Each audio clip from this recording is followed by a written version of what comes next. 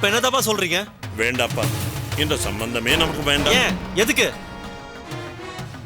4-5 கோடி ரூபாய் சொத்துள்ள குடும்பமா இருக்கு, பார்த்தா ஏமாற குடும்பமா இருக்கு. வளைச்சு போடுறதை விட்டுட்டு ஏன் முன் வச்ச காலை பின்வாங்குறீங்க? அவன் நம்மள பத்தி தெரிஞ்சுக்குனி நம்ம காலை வெட்டிட்டா? ஆமாப்பா, இப்ப அவங்க சம்பந்தம் பேசுற இருக்கிற இடம் ரொம்ப பெரிய இடம். டிஎஸ்பியா? டிஎஸ்பி யாருதா? பெரிய கொம்பா? சொல்லுங்க. நாம ஆந்திரா எஸ்பியவே கண்ணுல விரல விட்டு ஆட்டிருக்கோம். இந்த டிஎஸ்பி எந்த மூளைக்கு? வேண்டாடா, ஏற்கனவே ஆந்திரா போலீஸ் கட்டிலிருந்து தப்பிச்சு வந்திருக்கிறோம். இப்போ இந்த ஸ்டேட் போலீஸ் கட்டையும் மாட்டுக்கணுமா? சொன்னா கேளுடா. இத பாருங்க, நாம அழகா பிளான் பண்ணி கேம் ஆடிட்டு இருக்கோம். நம்மள யாராலும் எதுவும் பண்ண முடியாது.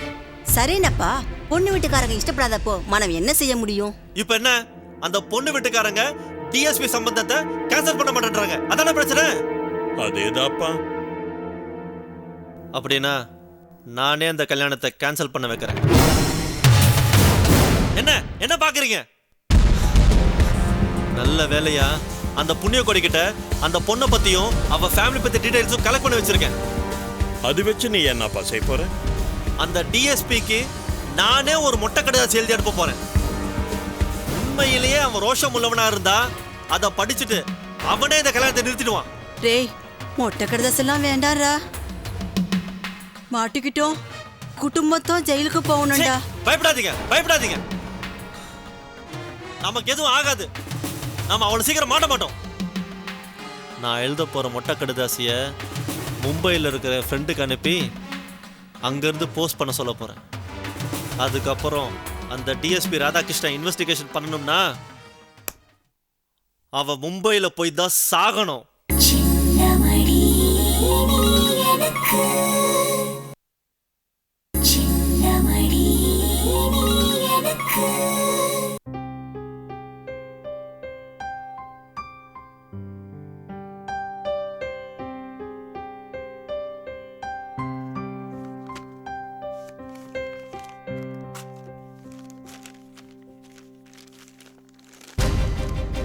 பெரும் மதிப்பிற்குரிய டிஎஸ்பி திரு ராதாகிருஷ்ணன் அவர்களுக்கு வணக்கங்கள் பல. உலகத்துக்கு பொதுவான சில நாகரிகங்களை நம்ம நடைமுறை வாழ்க்கையில் கண்டிப்போட கடைபிடிச்சிக்கிட்டு வரோம். உதாரணமாக, ஒருத்தர் சாப்பிட்ட எச்சி இலையில் இன்னொருத்தர் சாப்பிட்றதில்ல. அதே மாதிரி ஒருத்தர் தலையில் வச்சு தூக்கி போட்ட பூவை இன்னொருத்தர் தலையில் வச்சுக்கிறதில்ல. அவ்வளோ ஏன், நம்ம டெய்லி யூஸ் பண்ணுற பேனாவே யூஸ் பண்ணதுக்கப்புறம் யூஸ் அண்ட் த்ரோன்னு சொல்லி தூக்கி போட்டுடுறோம். ஆனால் பொண்ணுங்க விஷயத்தில் மட்டும் ஒருத்தரை காதலிச்சு இன்னொருத்தரை கல்யாணம் பண்ணிக்கிறது எந்த விதத்தில் நியாயம்னு எனக்கு தெரியல. நான் உங்கள் மஞ்சுவை தான், அதான் நீங்கள் கல்யாணம் பண்ணிக்க போகிறீங்களே மஞ்சு, அவளை பற்றி தான் சொல்கிறேன். தயவு செஞ்சு ஷாக் ஆகாதீங்க. மஞ்சள் நீராட்டுங்கிறது எல்லா பொண்ணுங்களுக்குமே ஒரு புனிதமான சடங்கு. ஆனால் மஞ்சுவை பொறுத்த வரைக்கும் தண்ணி தெளிச்ச விட்ட ஒரு சலுகை. ஏன்னா அவள் சின்ன வயசுலேயே கெட்டு போனவன். பாவம், அதெல்லாம் மறைச்சு உன் தலையில் கட்டி வைக்கிறாங்க. அதனால தான் சொல்கிறேன். என்னடா மும்பையிலேருந்து ஒரு ஆள் இப்படி லெட்டர் எழுதியிருக்கானே அப்படின்னு குழப்பிக்காதீங்க. அவளோட பாதிப்பு மும்பை வரைக்கும் பரவி இருக்குன்றதை தெளிவாக புரிஞ்சுக்குங்க. சரி, இதுக்கெல்லாம் என்ன ஆதாரம் அப்படின்னு நீங்கள் கேட்கலாம். ஏன்னா நீங்கள் போலீஸ் ஆச்சே. ஆனால் கெட்டு போகிற யாருமே ஆதாரத்தை பக்கத்தில் வச்சுக்கிட்டு கெட்டு போகவே மாட்டாங்க. அது உங்களுக்கே தெரியும்.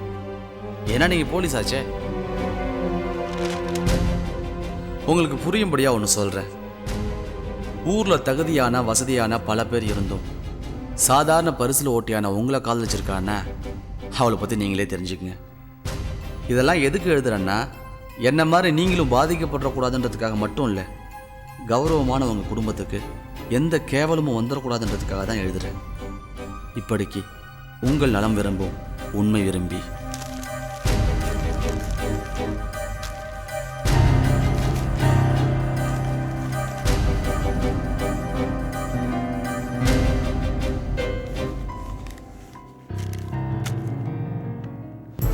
ஏனாலும் சாமி கும்பிட்டு நம்ம பண்பாட்டை காப்பாற்றுற நீங்கள் நம்ம பண்பாட்டுப்படி நடந்தால் நல்லா இருக்கும்னு தோணுச்சு. அதான் சிரிச்சேன்.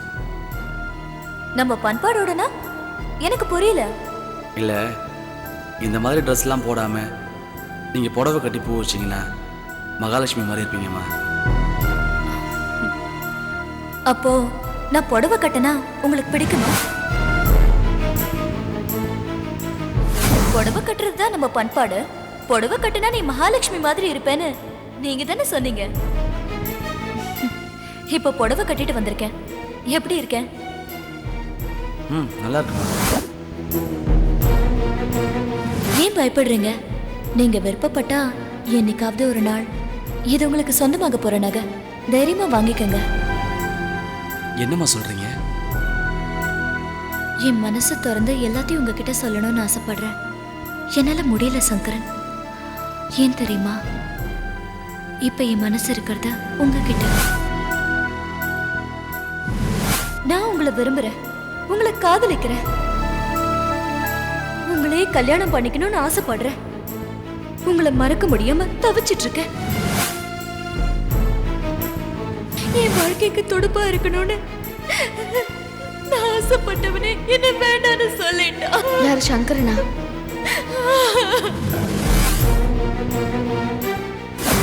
இந்த உலகத்துல யாருமே காதலிக்காத அளவுக்கு நான் உங்களை காதலிக்கிறேன். அந்த மனசு மட்டும்தான் எனக்கு இருக்கிற ஒரே தகுதி. அது போதும் மஞ்சு. நிச்சயமா நம்ம நல்ல ஒரு வாழ்க்கையை வாழ்வோம். நம்பிக்கையோட இரு.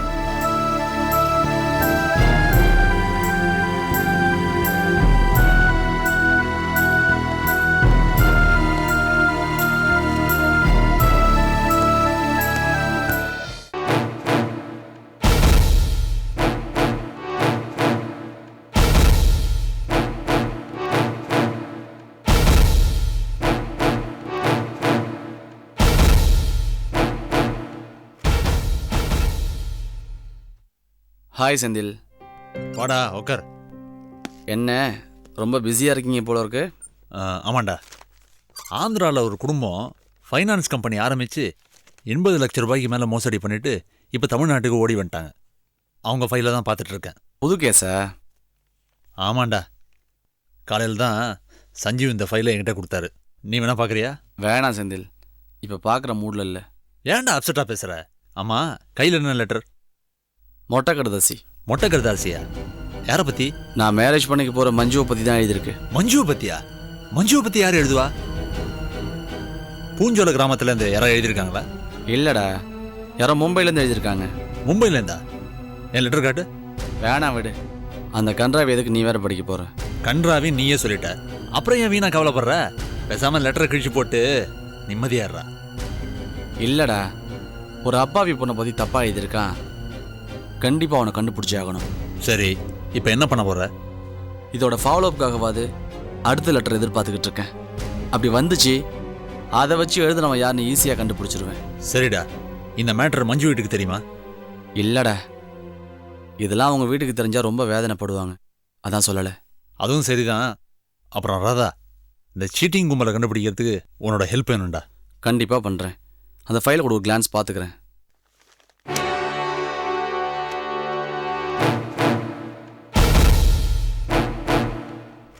சரி, நான் கிளம்புறேன். சரி வாடா.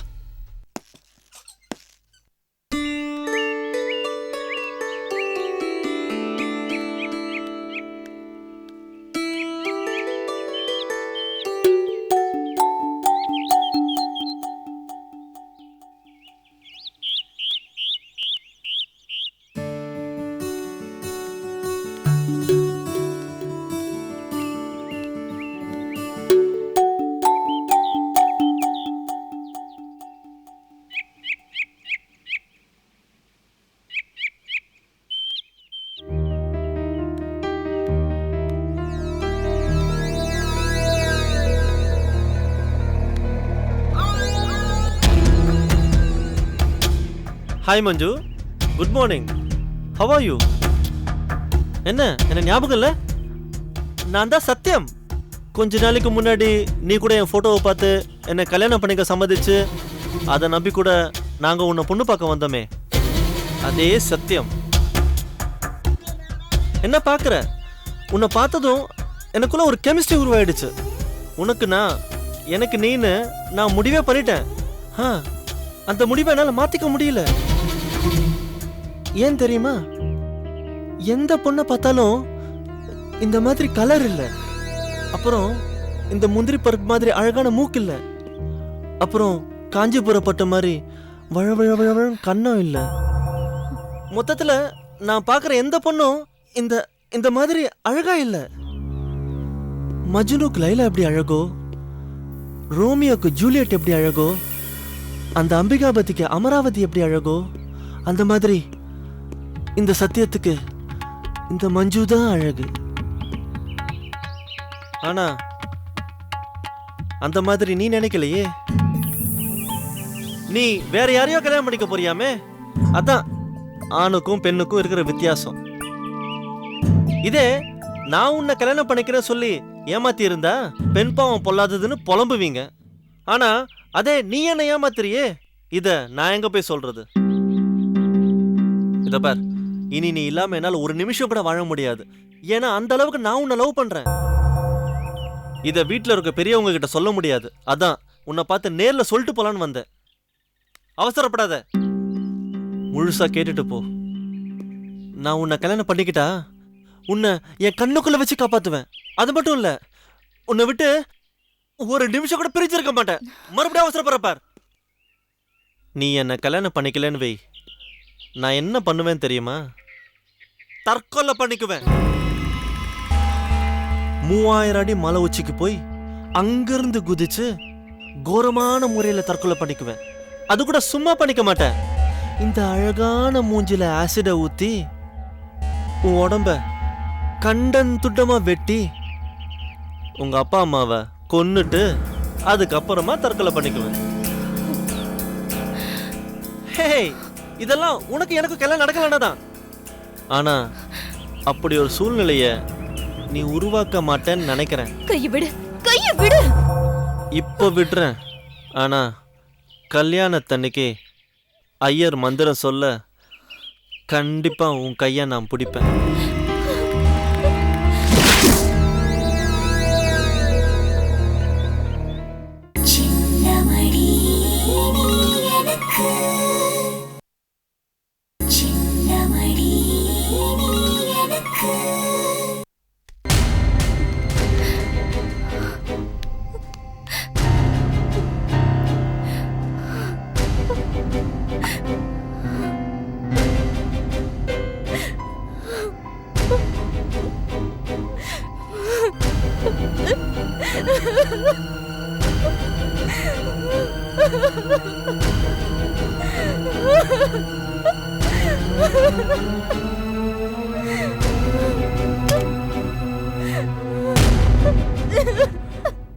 அம்மா, அம்மா மஞ்சு, அம்மா ஏமா அழற? என்னாச்சுமா?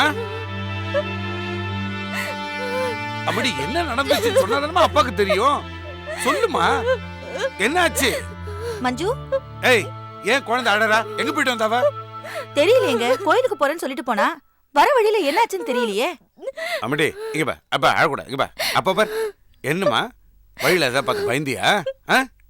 நான் அவனை பார்த்தேன்ப்பா. யார? அதான்ப்பா, என்ன பொண்ணு பார்க்க வந்தாங்களே, அவங்க பையனை. யாரு? புண்ணிய கோடி கூட்டிட்டு வந்தானே ஆந்திராக்காரங்க, அவங்க பையனியா? ஆமாம்மா. அவ எதுக்கு வந்தா? எதுக்குமா உன்னை பார்த்தான்? அவனை நான் கல்யாணம் பண்ணிக்க சம்மதிக்கணுமா? இல்லன்னா என் மூஞ்சில ஆசிட ஊத்திட்டு உங்க 2 பேரையும் கண்டம் துடமா வெட்டி கொன்னுடுவானா?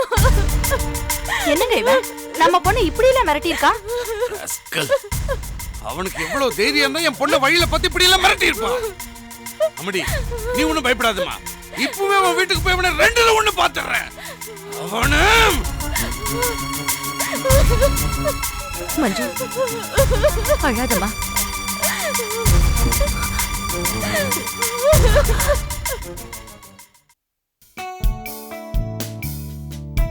ఏమే అన్నపూర్ణ, ఏంటండి? కొంచెం పొంగలి పెట్టమే. ఈ రోజు నువ్వు భలే అందంగా కనిపిస్తున్నావే. ఇంకొంచెం పెట్టుమే. మీకు షుగర్ ఇరుకు, బీపీ ఇరుకు.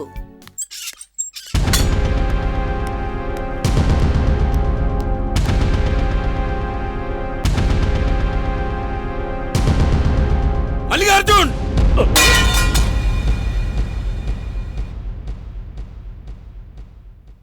எங்கே அவன் பையன்? உள்ளதா இருக்கான். கூப்பிடு அவனை. ஏண்டா, உனக்கு என்ன தைரியம் தான் என் பொண்ணை தனியா சந்திச்சு மிரட்டி இருப்ப? நான் மிரட்டல, என் மனசுல இருக்கிறத சொன்னேன், அவ்வளவுதான் அங்கிள். ஏய் அங்கிள் மரியாதை கட்டுப்படுற ராஸ்கல். நீங்க உங்க பொண்ணை கொடுக்கறதால நான் அங்கிள்னு சொல்லல, வயசுல பெரியவராச்சுன்னு மரியாதைக்கு சொன்னேன். ஏய் நீ எதுக்காகவும் என்ன அப்படி கூப்பிட வேணாம். உங்களுக்கு பிடிக்கலன்னா விடுங்க, மிஸ்டர் நரசிம்மன் பேர் சொல்லியே கூப்பிடுறேன். ஆமா, இப்போ நான் என்ன தப்பு செஞ்சேன்? ஏய் எதுக்காக நீ என் பொண்ணை தனியா சந்திச்சு பேசுன? என்ன சார் இது? என் போட்டோவை பார்த்து உங்க பொண்ணு கல்யாணத்துக்கு சம்மதிச்சதால தான் நான் தனியா பார்த்து பேசிட்டேன். அது பழைய கதை. எங்களுக்கு ஓகே சொல்லிட்டு இன்னொரு சம்பந்தத்தை தேடி போறது உங்களுக்கு வேணா பழைய கதையா இருக்கலாம். ஆனா எனக்கு இது ஒரே கதை, என் இதயத்தை பாதிச்ச கதை. ஏய் என்னடா நீ புரியாம பேசிக்கிட்டு இருக்க? இதோ பார், என் பொண்ணு டிஎஸ்பி ராதாகிருஷ்ணங்கிறவரை காதலிச்சா. என்ன காரணத்தினாலயோ தெரியல, அவர் ஆரம்பத்துல என் பொண்ணோட காதலை ஏத்துக்கல. அந்த வெறுப்புல தான் என் பொண்ணு உன்னை கல்யாணம் பண்ணிக்க சம்மதிச்சா. அப்போ அந்த டிஎஸ்பி உங்க பொண்ணை கட்டிக்க சம்மதிச்ச உடனே எனக்கு நோன்னு சொல்றீங்களா? இதை பாருங்க மிஸ்டர் நரசிம்மன், இதை நீங்க என் போட்டோ பார்த்த அன்னைக்கே என்னை பார்த்து சொல்லியிருந்தீங்கன்னா நானும் உங்க பொண்ணு மேல ஆசைப்படாம நியூட்ரலா இருந்திருப்பேன். நீங்களும் இங்க வந்து சத்தம் போட வேண்டிய அவசியமே இருந்திருக்காது. இதோ பார், என் பொண்ணோட விருப்பத்தை மீறி என்னால நடக்க முடியாது. நீங்க பெரியவங்க, தயவு செஞ்சு என்னை மன்னிச்சிருங்க. இப்படி சொல்லிட்டா சரியா போச்சா? உங்களுக்கு உங்க பொண்ணு வாழ்க்கை எவ்வளவு முக்கியமோ அதே மாதிரி எங்களுக்கு எங்களோட மான மரியாதை முக்கியம். இப்ப நான் என்னதான் பண்ணணுங்க? அந்த கல்யாணத்தை கேன்சல் பண்ணுங்க, உங்க பொண்ண எனக்கு கல்யாணம் பண்ணி கொடுங்க. அது இந்த ஜென்மத்துல நடக்காது. அதே மாதிரி நீங்க நினைக்கிற கல்யாணமும் இந்த ஜென்மத்துல நடக்காது. ஏய் நான் செஞ்ச ஒரே தப்பு முதல்ல உங்களுக்கு சம்மதம் சொல்லிட்டு அப்புறம் மறுத்து பேசினதுதான். அந்த ஒரே காரணத்துக்காக தான் நான் இவ்வளவு கோவப்பட்டாலும் பொறுமையா பேசிக்கிட்டு இருக்கேன். இதோட உங்க வாலாற்ற வேலையெல்லாம் நிறுத்திட்டு உங்க பையனுக்கு வேற பொண்ணை பாருங்க.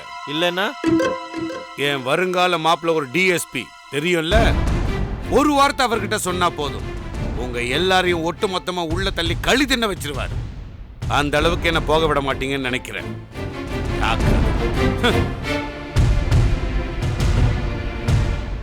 வேண்டாப்பா, இந்த சம்பந்தமே நமக்கு வேண்டாம். வந்தால் என்னமோ டிஎஸ்பி போலீஸ் என்ன பயமுறுத்திட்டு போனாரு. அப்பா, இனி நீங்களே சொன்னாலும் எனக்கு அந்த கல்யாணத்துல விருப்பம் இல்லை. அப்பா, இப்பதான்ப்பா எனக்கு நிம்மதியா இருக்கு. ஆனா அந்த பொண்ணை வேற யாரையும் கல்யாணம் பண்ணிக்க விட மாட்டேன். என்னடா திடீர்னு பாம்பு போட்ட மாதிரி இப்படி பேசிட்டா என்ன பண்ண போற? இப்போ நீங்க சொன்னீங்களே, அதான் பண்ண போறேன்.